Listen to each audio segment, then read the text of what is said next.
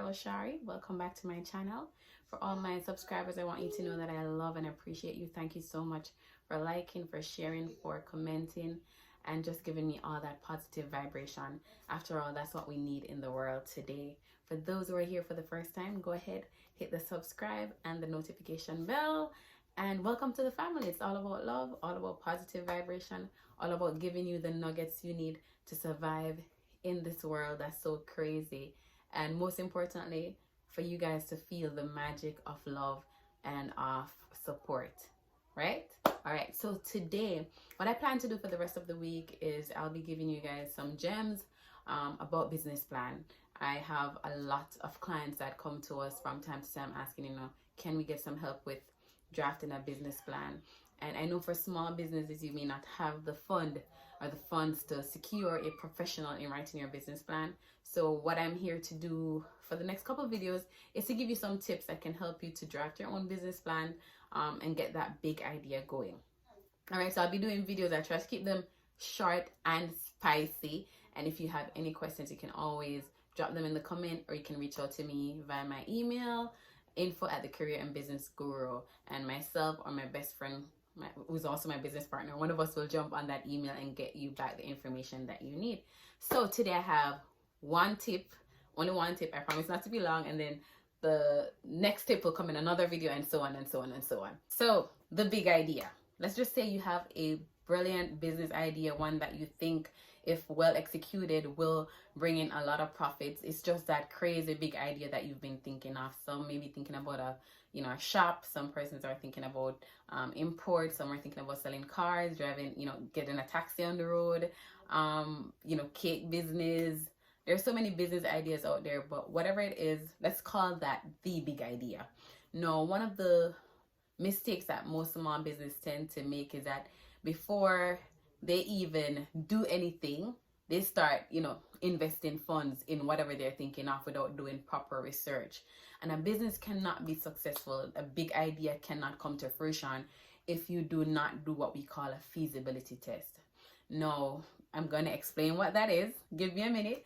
Well, no, one of the biggest mistakes I've seen some of my clients made, and even persons that I personally know, is that they did not try the market to see if the market is willing to accept this big idea, willing to accept this concept that you have. And so many times, a business idea is very great.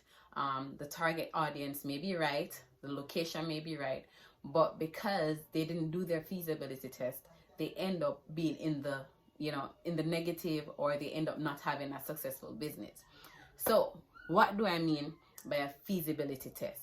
My recommendation for feasibility testing is to get out into the public, see if this brilliant idea that you have, or this business concept that you're thinking of putting out to the public, is one that they are open to and willing to buy into. The most important thing about starting a business isn't about you. It's not about you. It's about the people that you're catering for. You've identified your target market. You've identified your target location. Will the people in the target market and the target location that I'm going for, will they be able to buy into the product that I have? No, when you're about to start a business, you don't have all this money unless you're maybe rich. But for most of us, when we're starting a business, we don't have all these funds up front, right? So therefore, I've always recommended to my small business owners or my potential small business owners to go ahead, use Google Forms. So I'm going to give you some tips now. Use Google Forms, create a form that surrounds the concept that you're looking to, bring to the forefront.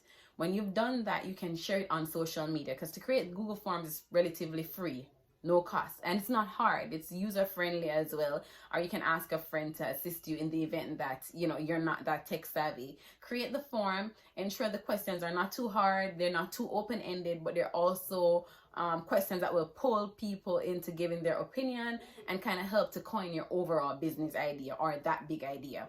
No, so I said before, we're using Google Form. After you've created it, you can share it on social media. Have your friends share it with their friends and their friends and their friend. Get everyone or as much traction to this Google Form as best as possible. Hear what their opinions are. Try to ensure it's confidential, so you don't have any unique identifier on that form that people, if they tell their honest opinion, they may feel like, oh well, you'd be able to identify me. So ensure you don't ask for email address, you don't ask for name, you don't ask for anything, you know, numbers or whatever that would, you know, end up pinpointing the person for sharing their honest opinion. No, try not to expose too much of your big idea, because then, you know, we have idea thieves around who you come up with a brilliant concept and they may end up having the resources, so they just run ahead with your brilliant idea. So best for you to ensure it's vague but not too vague, just the right amount of information that you can pull from the people and the people can also pull from you. As I said before, keep the form details anonymous, so whoever is completing it is completed honestly, knowing that their information that they're giving you is confidential. So pretty much that's my first tip on, you know, having your big idea. Before you do anything else, before you even think about business name or anything, ensure that you find out if that business idea that you have is something that the public will buy into. Ensure it's something that it's not only about you. You're not the only one that gets excited about the idea. I've had so many wonderful ideas. I think they're wonderful. And then when I shared them with the public, they're like, oh, I don't think so. Maybe this will work overseas, but it won't work here. Yeah. So what if I had invested all the little money that I had in my pocket in that idea? It would have ended up going down the drain. So as I said before, it's brilliant to think about that big idea, that brilliant business concept, but ensure that you do your feasibility test to ensure it is something that the market is ready for. Until next time, this is your girl Oshari. When I am done with these videos, you should be ready to start your own business and to write your own business plan. See you in my next video. Bye.